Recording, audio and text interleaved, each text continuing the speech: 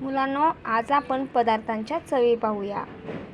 तर साखर कशी असते तर गोड, चिंच आंबट, मीठ खारट, आवळा तुरट, कारले कडू.